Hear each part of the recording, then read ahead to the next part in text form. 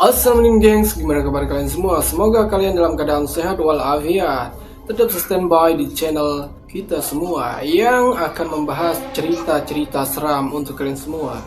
Berikut kali ini saya akan membahas cerita horor seorang sapam yang bertugas di gedung tua yang mengalami kejadian mistis saat sapam ini sedang bertugas di gedung tua. Tanpa berlama-lama lagi, langsung saja ke videonya guys. Halo, perkenalkan gue Nan. Cerita ini bermula dari pengalaman gue waktu kerja sebagai satpam di sebuah gedung tua. Gedung ini berada di jalan yang menghubungkan Bandung dengan kawasan agrikultur, tempat cukup sepi dan dikelilingi oleh hutan yang lumayan lebat. Gua mulai kerja di sini sekitar akhir 2013. Setelah sempat nganggur karena ibu gue meninggal. Kebetulan, gue ditawarin balik ke tempat kerja lama. Tapi di unit yang berbeda. Unit gedung dan produksi yang katanya cukup angker. Pertama kali gue survei ke lokasi itu. Gue ngerasa ada yang aneh. Udara terasa berat dan dingin. Padahal itu kan masih sore. Gue sampai di sana sekitar lewat maghrib. Dan teman-teman yang lain bilang mereka juga sering ngerasa ada yang nggak beres di gedung itu. Malam pertama gue di sana, gue melihat sesuatu yang gue gak bakal pernah lupa.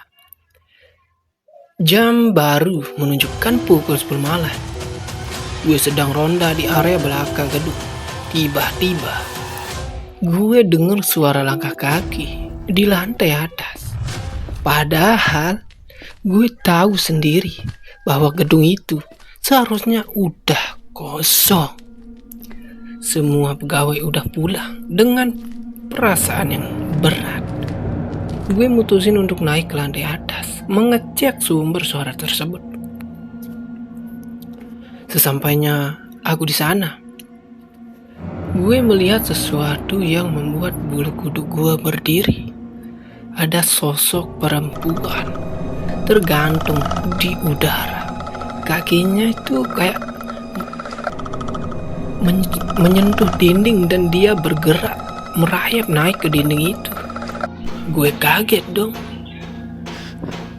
Gak percaya sama apa yang gue lihat tadi. Sosok itu naik sampai sekitar 3 meter. Sebelum akhirnya jatuh dengan keras ke lantai. Bunyinya itu boom, terdengar begitu nyata dan mengejutkan. Teman gua, Asep, yang kebetulan lewat, langsung teriak kaget. Tapi yang lebih bikin gue gak bisa tidur malam itu adalah sosok perempuan itu. Ususnya keluar, tapi anehnya gak ada darah sama sekali.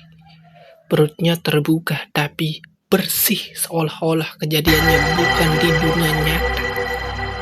Nah, kejadian itu bikin gue dan Asep langsung lapor ke komandan.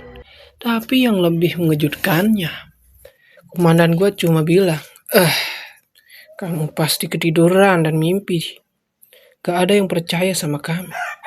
Jadi gue dan Asep memutuskan untuk ngulik lebih dalam tentang sejarah gedung itu.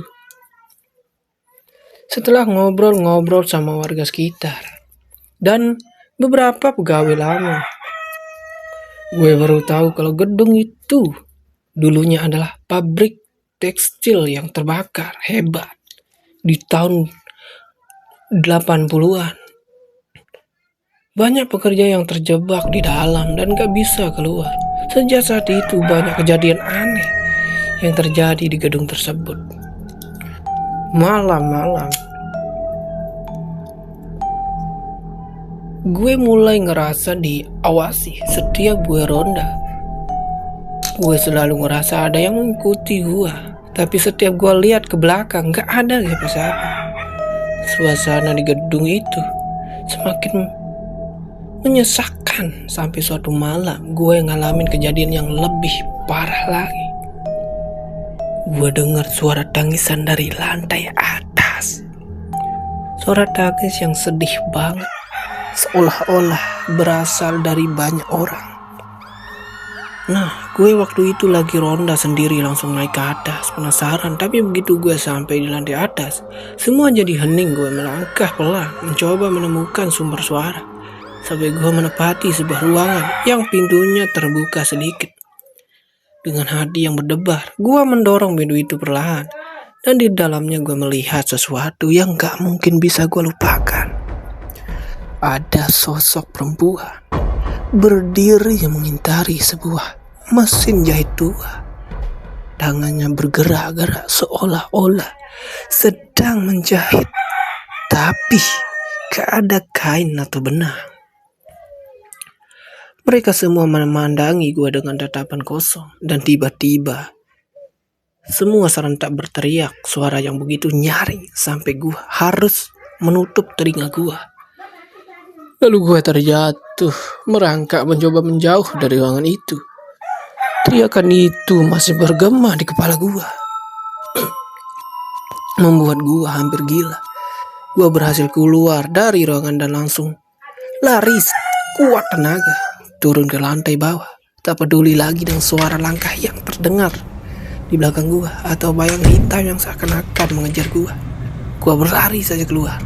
Setelah kejadian itu, gua dan Asep lalu pindah ke tempat kerja yang lain. Dan tak selang beberapa tahun kemudian, gedung itu mulai tutup.